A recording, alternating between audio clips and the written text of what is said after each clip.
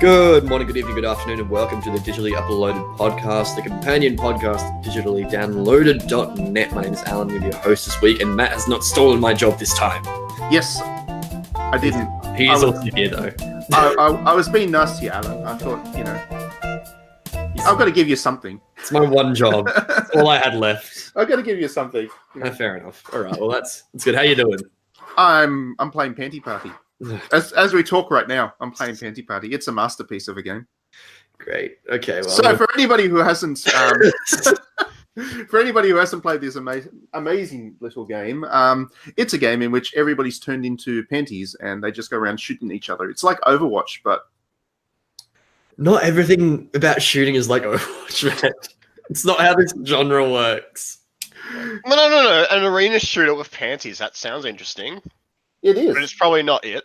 Trent's also here. Hello, Trent. Hello. Yeah.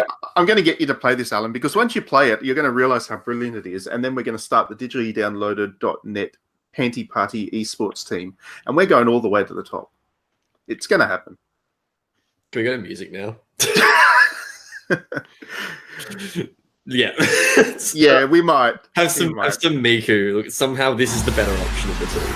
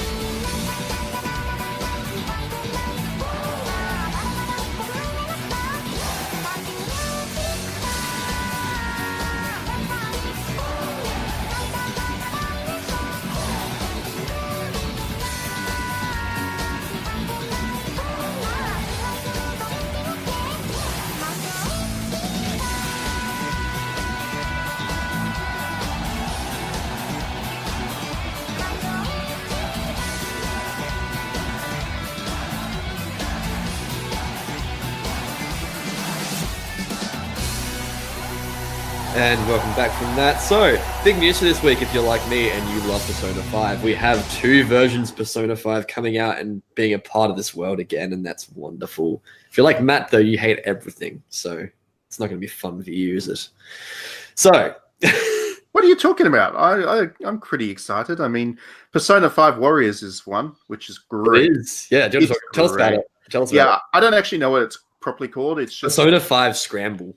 Yeah, that one. That's where the S comes from. In my head, it's just called Persona 5 Warriors because that's basically what it is. What it is, yeah. So it's being developed by Koei Tecmo, my very favoritist developer in the whole wide world, and particularly, actually, it's the Omega Force team within them, which is the Warriors team. And yeah, it's going to be a Persona 5 Warriors game, just like Hyrule Warriors or Fire Emblem Warriors or Arslan or Berserk or Fist of the North Star or One Piece or any of the other licensed Warriors games that Koei's thrown out there over the years. Now they're finally doing a Persona one, and I can't wait. It'll be great. Honestly, this is the one that's going to make me buy a Warriors game for the first time. I know, I was actually genuinely happy about this because I've been telling you for ages you should play one, Alan, because putting all my jokes aside, I actually genuinely like the Warriors games and I think they're good fun and good value, and they're not loot at all, so you can enjoy them too, Alan. Hooray! But yeah, this is going to be really good. I'm really, really excited for this. I was wondering what the next licensed Warriors game would be, actually, because obviously Hyrule... Yeah. Well, Hyrule Warriors and Fire Emblem were both quite well received and sold well, so I figured that they would do another video game kind of crossover. Especially also there was the Dragon Quest one, which was actually very good as well. Dragon Quest Heroes. So I was wondering what was next. I kind of had my bets hedged that it might have been Final Fantasy. I was kind of expecting Koei to come out and say we're going to do a Final Fantasy Warriors game. But I'd be sick though if they did that. It would be absolutely great, and I figured just given that Koei had the relationship with Square over Dragon Quest, it would also work for Persona. But actually, this is what the world ends with you, Warriors. That would have been like the biggest tease ever. It would have been ruining the franchise, and Square would have came out, and it would have been great. Football Manager Warriors. The world ends with you is pretty niche, Trent. These you might have noticed that these Warriors games tend to be major franchises, not single game releases. The Lego Movie. But yeah, I'll certainly take Persona. It's got everything that works well for a Warriors game. It's got a big cast of characters. They're all pretty different as well. They're all pretty different. Everybody's got their favorite, so they can go through, bopping heads by the hundreds with their favorite character. The document's already really there when you think about it. They've got the Warriors concept, and they've got a fairly varied cast of characters. They have a varied cast of enemies. They have the sub bosses already all set up. It's all there for them, and it makes sense. It does. It's going to be great. It's going to look gorgeous as well because of the art style. It can't not look good. And this can't be overstated enough. I think it is absolutely wonderful how much of an absolute troll this is on the Nintendo Switch fan base. Oh, it's great, isn't it? It is amazing how much people have been losing their mind because it's not Persona 5 on Switch. Yeah, exactly. For all those people who aren't following what happens on Twitter with these controversies. Good on you, first of all. Yeah, exactly. Congratulations for avoiding that crap. But more to the point, I guess, there were so many people that were looking forward to Persona 5 on Switch, especially after Joker, pops up on in Smash Brothers, and then they go and say, well, we're not actually putting Persona 5 on Switch, but we're putting Persona Warriors on Switch, and then everybody's like, I'm not playing this crap, and they're downvoting the trailer video like crazy. It's amazing. Play Persona. It's been on PS4 for 2 years. Yeah, but the fact that the Royal remake is on PS4 just seems weird, though. It's like, we've got a completely reworked Persona game, but it's on the same console it already was, and it's not even DLC. Well, I mean, welcome to all the other Persona games, though. But Golden was on the Vita. I can get it on the Vita. That's kind of worse, really, when you think about it. I think it's an absolute masterpiece of pissing everybody off, and I have, all my hats off to Atlas for doing that. Yeah, and honestly, the Royal content looks really good too. I've been playing Persona 5 again because because it's really good. And That game is incredibly good fun, and I really enjoy it. And I'm still getting like little story affected moments, and I'm loving it. It's a really fun game. Yeah, so this that was the other one that they announced this Yeah. week. What would we call it? A remake of Persona 5? It's more an expansion pack. It's like an old school PC expansion pack. It's like a War expansion for StarCraft, but with Persona. Yeah, and it brings a new protagonist into the series. Yeah. Katsumi? Kasumi, I can't remember her last name, but she's quite gorgeous, and I'm a big fan of her immediately. And she'll be called Dancer in like the Phantom Thieves form. Yeah. And they're enters controversy number 2 for Atlas and Persona in a single week. Good on them. The character design is rather lovely, but she's wearing a leotard because her character is she's a gymnast and dancer, so she wears her that costume as part of her Phantom Thief.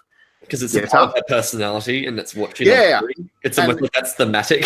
And it's pretty interesting because when those characters turn into their Phantom Thieves personas, they do have costumes which kind of reflect their personalities. It's amazing how that works, and they've done the same thing with this character. And everybody's flipped out about it because a leotard means that your legs are bare, and her legs are bare. Her legs are like barely bare though. It's like the top of her thigh, and that's it. I know. It's huge. Yeah, she has huge boots. It's like she's they're great boots. Yeah, they're great boots. But yeah, everybody's been painting her all covered up and stuff, and I don't know. I'm surprised I didn't go all the way and put her in the Middle Eastern hijabs and stuff, since that seems to be what they wanted. They're very very conservative, some of these Persona fans out there, let's put it that way. I don't get it. Like Anne's pretty bad with her costume, I will say. But it also is meant to be because she's meant to be representing a femme fatale. Like, that's the point. Yeah. So, like... I don't get it either. Like, all the characters have costumes that really... If you're going to go over it, like, after a game for sexualization, like, you can definitely find ones that are less justified than Persona. Yeah, absolutely. Like, they spend a lot of time making it clear why these characters are like that. And then there's also some bad stuff, but that's all right. I mean, for me, if you're going to go after Persona for all that stuff, the thing that you really should be going after is the DLC.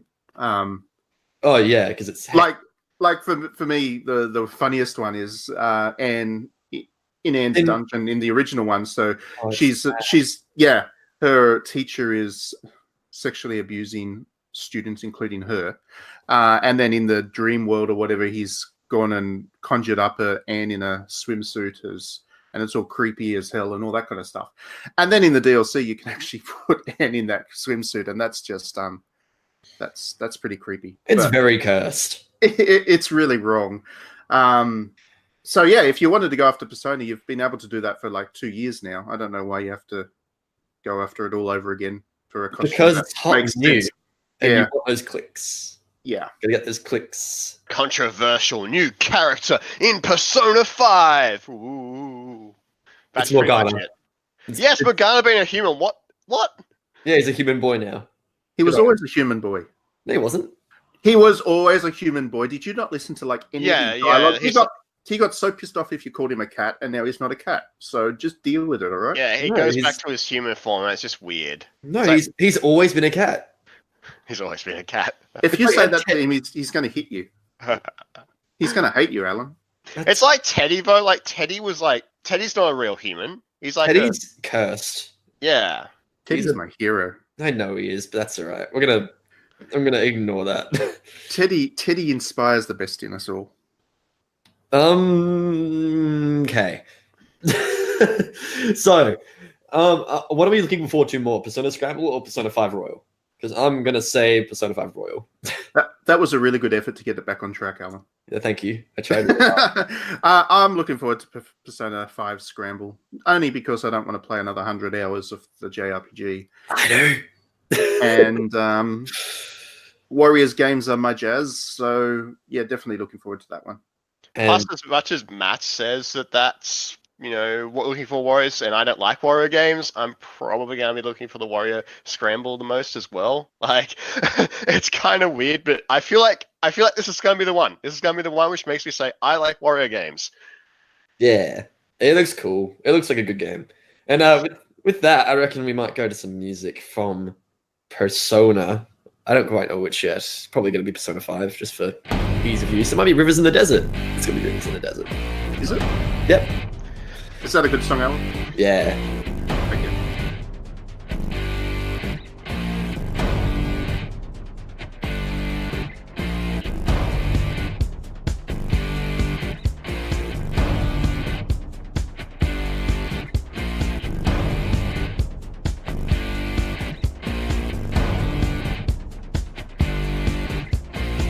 It's now or it's never, and I've got to make my decision. This time it could be my moment.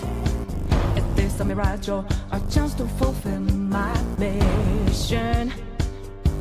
A river in a dry land, the left is in a lost land. A heartbeat for a demon, a oasis in a strange land. I'm given the balance, but I'm landing on razor's edge now. Real quick, all my life is over. One strike just a pain, then I'm out of his field of vision. Don't ask why I'm ready, but I'm ready to strike him down now. A chance on a new start, there's no time for indecision.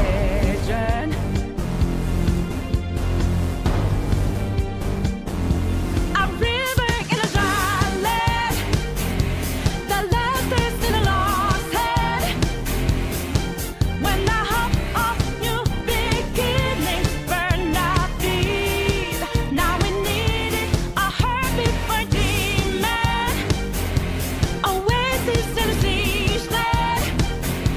Remind us what we're here for, creating new life, creating rivers in the desert.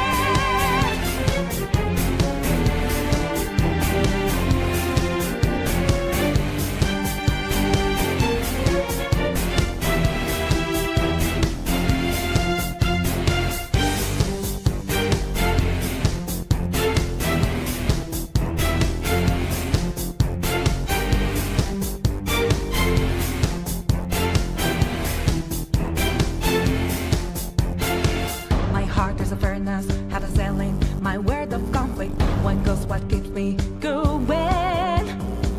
Take back what I lost to the bosses of greed and fear. Yeah. Don't ask why I'm ready, but I'm ready to take them down now. The time for a new start is constantly drawing nearer. A river in a dry land, the last is in a lost head. When the hope of new beginnings burned out deep, now we need it, a heartbeat for demon, oasis in a siege land. Remind us what we're here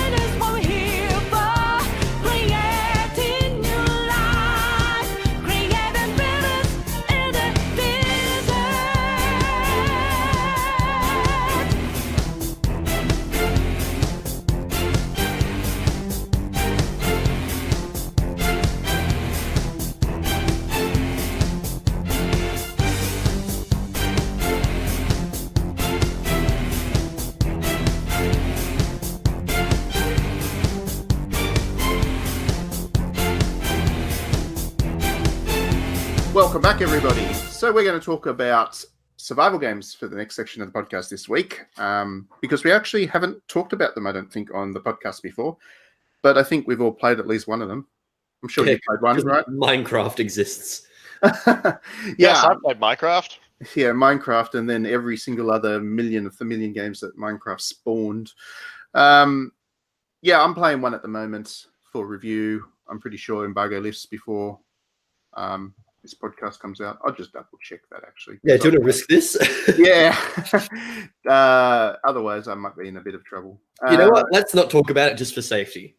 No, it's all right. It's fine. I can. It's all good. Can? Embargo lifts on the 29th, and this podcast will be out after that. So I can talk about Fade to Silence. So Fade to Silence is a new survival game that's coming to us via THQ Nordic, the 8chan Heroes, and Black Forest Games, which is the developer behind such wonderful pieces of art as Bubsy. It's like the The original games. Yeah, and Fade to Silence is, like I said, it's a survival game. It's a very cold one. It kind of takes place in this world that has been overtaken by cosmic horrors straight from Lovecraft, and everything's cold as a result. I don't know exactly why it is cold at the moment, because I'm not quite up to that stunning plot revelation, as I'm sure it'll be.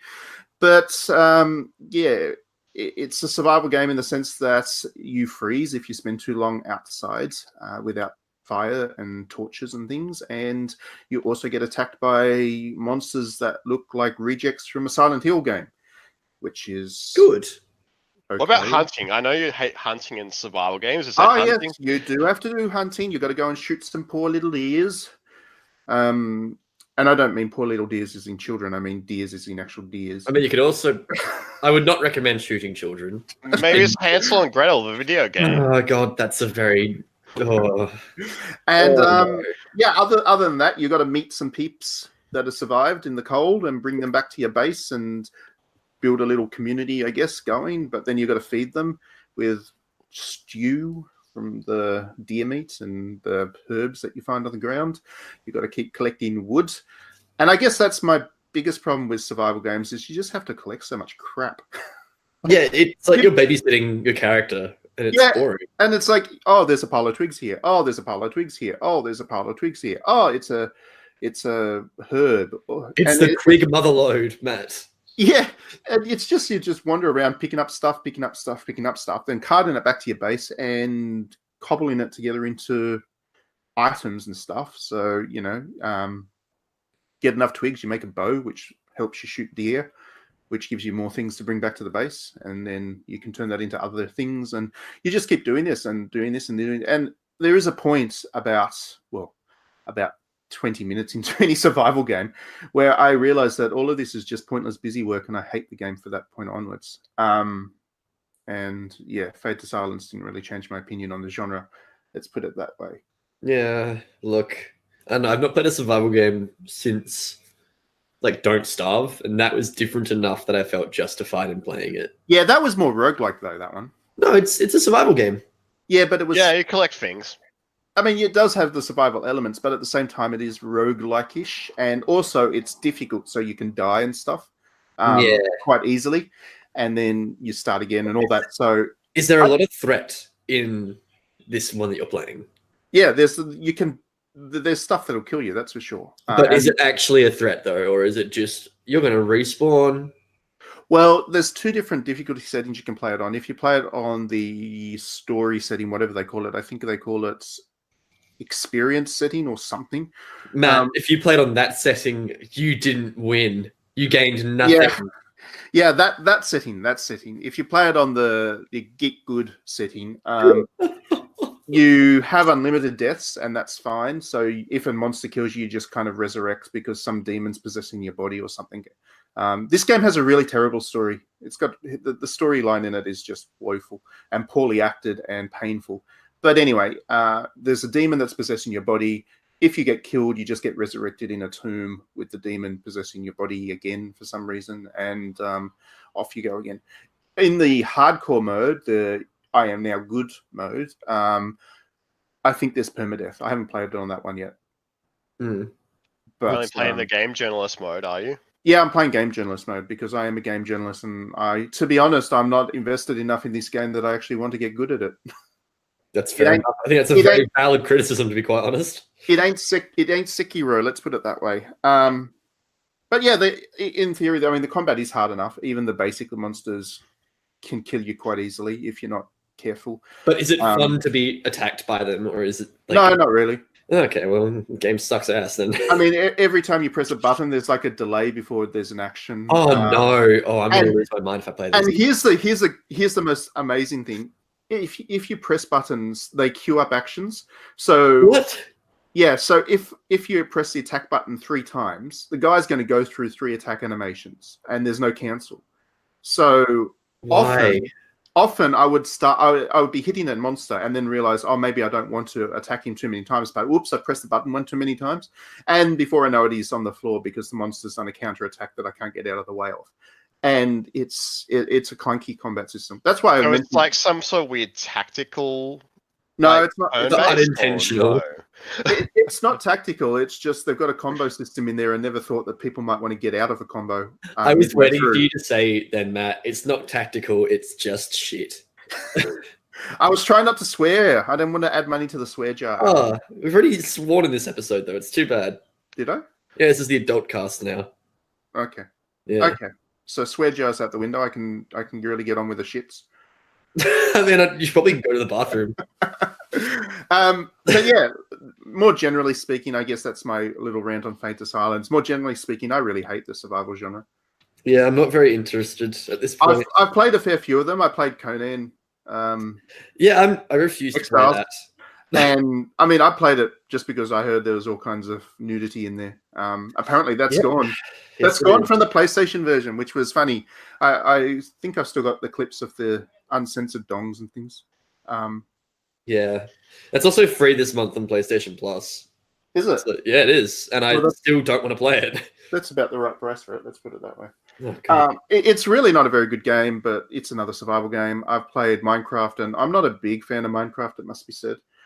I can appreciate what Minecraft does and did and is doing, but I don't want to sit down to it. It's like adult Lego, but then kids are playing it now, so it's like kids. I seriously get the whole appeal behind it. The idea of sitting there for hours and hours building these little huts and things just doesn't do it for me. Well, that's where the mod pack stuff comes in. There's an area that you're interested in. There's a mod for it, probably. I found the Dragon Quest one better because it's not so much of a survival one. It's the Minecraft building elements, but with Dragon Quest kind of RPG elements thrown in. So yeah, Dragon Quest Builders was more my kind of speed for that. It's a little bit like Terraria, if you've ever played Terraria. Yeah, I played Terraria, and it's okay. It's okay. Yeah. I don't know. What about you, Alan? What's your favorite survival game? I don't really have one. I don't like them. Trent, what's your favorite survival game? Wow. So I'm also kind of like the old man who yells at clouds. Outside of Minecraft, probably the last survival game I really, really liked was probably Survival Kids on the Game Boy Color. Actually, no, I lied. I actually really like Shelter, but that's not really a survival game. It's more of a survival experience. So, Wait, does Subnautica count? Because I really like Subnautica. Like, I really, really like Subnautica. It's the underwater one. I guess so. Have you played it?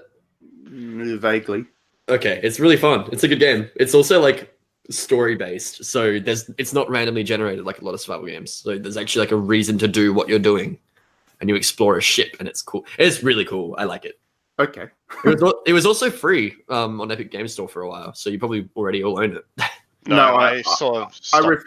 I refuse to use the Epic Games Store because it's an evil anti-Steam. Oh yeah, Monopoly. Sorry. Yeah. Sorry, my bad. So I've used this Epic Games Store, but the problem is I signed up when it was a thing, and then I just haven't really clicked on the free games. Like, it sounds like more your fault than they should have just automatically applied to my account. Like, I was an early adopter. I signed up early. That should have just appeared. No. The last time anybody tried to put the free stuff just directly on your computer, that was when Apple forced everyone to listen to U2's latest album. It was a great album. I know the one after that was a better album, but it was a great album. It might have been a great album, but I didn't want it on my iPod without my permission, my iPhone without my permission. That was a bit rude, Apple. But to go back to survival games, it is a genre, I think, because, I mean, it really kind of exploded in popularity after Minecraft and all that. But it is a genre that has been around for a while. Like Trent mentioned, Survival Kids is a survival game, and it's actually quite a good one. And it was back on the Game Boy Color. And yeah, I quite enjoyed it back then when it was relatively the Japanese one. That's pretty fun. It's got it was relatively it was relatively uncomplicated back then. I think the genre is just too bloated these days. Like if you look at, to go back to Fade to Silence, the minute I opened the map, I kind of died a little inside because the size of the map is probably bigger than the size of real world Russia. It's a huge map. Yeah, I know. I just don't have the time nor the patience. And Conan was the same. The maps are just mammoth. It's like they're bigger than open world maps, and I don't know why that's the genre thing. I guess because Matt, it's content. Yeah. It just leads to so much empty like space. Like you're just like exploring this. Oh, this looks pretty. Oh, I've picked up one fruit or killed one animal in this area. That's like this whole area the size of like Sydney done. Let's go to the next area. That's exactly it. It's like these maps are massive, but there's absolutely fuck all in them. It's just like, what's the point? Make it smaller. Look at Yakuza. Wide as an ocean. Yakuza is like a 4-block radius. And it's got more stuff in there than any other open world game. Just, shrink. Small is good. There we go. All right. Well, let's leave off with that. It's not the size that count. It's what you do with it. Oh, God. All right. We're going to play some Yakuza music.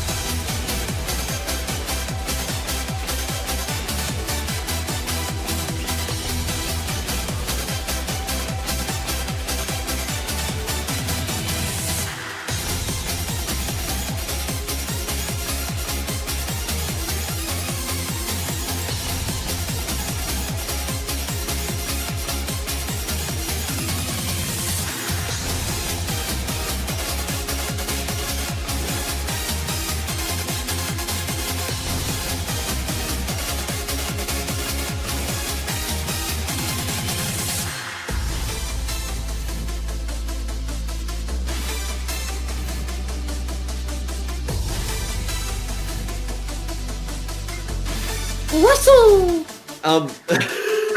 That's the introduction, everyone. Congratulations, we can all go home now. Yeah, Yoshi came out. It looks really cute. It's called Yoshi's Crafted World. I'm going to talk like this for the rest of the freaking podcast.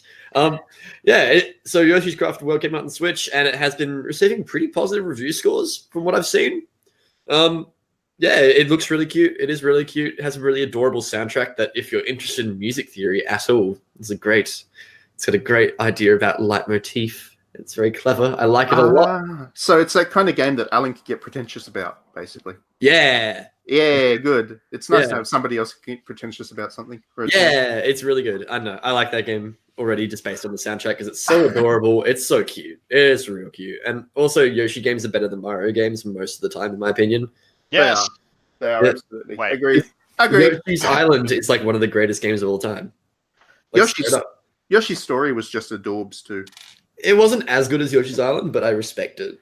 It was Yoshi's Island on the DS was also good. No, it was not. Yes, it was. Controversial opinion. Fight me. Very bad game. Very good game. The fact that they actually removed it from the canon makes me so happy. It's a weird game. I don't know what they were thinking. Yeah. So Matt, you've played Yoshi's Crafted. I have, yes. It's just unfortunate it came out this time of year. I mean, every time of year is a busy time of year these days, but it sold 1.1 million copies. Yeah, it did, but it's pretty good. It's done well, but it still feels like it got overshadowed a little bit by everything else that was going on, which is unfortunate. I guess that's the way with kind of games that are aimed at younger audiences these days, that you can never catch the attention of everybody anymore, because everybody immediately dismisses these games as being like cheap or for kids or not hardcore enough or something. Well, they definitely are for kids, but that doesn't make them shit. Well, I know, and it's amazing. Like, I always love reading the comments about games like Yoshi's Crafted World the most, because people are like bitching about it being a full price game when it's just a for kids kind of cartoon game. It's like, do you not see how much effort went into making this game? Because it's really gorgeous. It really feels like it was something that was handcrafted by Nintendo. Like, everything about it has this really tactile look to it, and it's like it's not stop motion, but it looks like it looks like it could be. Yeah, it looks like it is physically manipulated by people rather than computers to make the animation happen, and it's great. And then you can put Yoshi in a trash can, which is great. What? Yeah, you can make him wear a trash can, which is great. It actually looks adorable. So you can get all these costumes for Yoshi, which actually don't do much other than make the game slightly easier, because it works like a suit of armor for him, and he can take a couple of extra hits. I guess it's a way to make it a little bit easier for the kids to play. But you do it anyway because it's adorable. And when Yoshi's running around with a trash can on as his suit, it's great. I just love that he's a trash dinosaur now. Yeah, he's a trash dinosaur. Makes me very happy. Or a box dinosaur, or a tank dinosaur, or whatever else you want him to be, he can be, because it's Yoshi. I just want him to be him, Yoshi. Oh, that's really cute. That's a really wholesome moment. That's maybe the nicest thing you've ever said, Trent. Just be him. Far out, all right. The game seems to be doing pretty well. Seems pretty cool. Nintendo's going again. Why haven't you bought it, Alan? Because it's a Nintendo game on a Nintendo console, which means it's minimum $80. It was $59 on Amazon. Actually, even $49. Did it go down to $49? It went pretty cheap. I tend to avoid buying games on Amazon if I can, just because I value not destroying the world. Please. Yeah. Did you see the newest story about Amazon? Yes, I did. That's part of the reason why. It's just horrible. Yes. So to fill everyone else in on the podcast, I mean, it's a bit of a digression since it doesn't have too much to do with Yoshi. But Yoshi hates capitalism. Yeah, Amazon now has eat the rich. Amazon now has computer systems which monitor their employees' behavior to the minute, and that computer system has the power to fire them if they're not being productive enough. And Amazon is just such a trash can of a company, and never use them. Yeah, but I get my stuff like next day delivery. Yeah, there's a reason for that, Trent. There's a reason for that. There's a cost involved with that. It might not be to you, but there's a cost to the rest of humanity. Yeah, but like you shop with Amazon. Kmart doesn't have a video game section anymore. Target doesn't really have a video games section anymore. It's literally like an aisle. Big W is like almost on the way out. Like, where am I supposed to buy my video games? EB? No. Well, don't. I would suggest maybe you move. All right, Joe Hockey. I mean, I guess living in country Australia has its downsides where you have to use Amazon, but that's why you leave. That's probably my best joke that I've ever made. That's all I care about now. All right, that's fine. But back to Yoshi. Yeah. Yeah, back to Yoshi. Yoshi's great. I've at least played the demo. That's a start. That is There was a demo, was there? Yeah. It was Did out you- like a month ago. Okay. Yeah. Was it like a time demo or just a couple of levels? I think it was just a handful of levels. Oh, okay. It's Although like- you probably would get a good feel for the game. I guess. yeah, I feel like once you've played a Yoshi level, you probably can make a pretty good guess about the rest of the game, you know? Well, this one does have some neat tricks in it, which we haven't seen in Yoshi games before. Like, it uses 3 different planes, so you can move into and away from the kind of the middle part of the level. So yeah, you can. I can't describe it now. I've got a mental blank. The bells are tolling for you, Matt. Yeah, I heard the Dark Souls bells in the background there, and now I'm scared of gargoyles. Yoshi, the game does have a couple of nice little tricks, and then one of the nicest tricks I think I enjoyed anyway about the game was the way it has kind of flip side levels. So once you complete some levels, you can actually go and replay them, but when you replay them, it's like the other side, and where the main level itself looks like this impeccably created diorama with all these lovely papercraft elements on them. The flip side looks like it's just pulled together with sticky tape and stuff. It's like it's like the creaking engine that runs the level. It's a really nice little trick. It's because obviously papercraft and the craft arts, all you generally see is the nice side of things. You don't see what's going on behind. You don't see the backstage view. Yeah, exactly. Which is usually a shit show. Yeah, exactly. It's all held together with masking tape and staples and stuff. And dreams.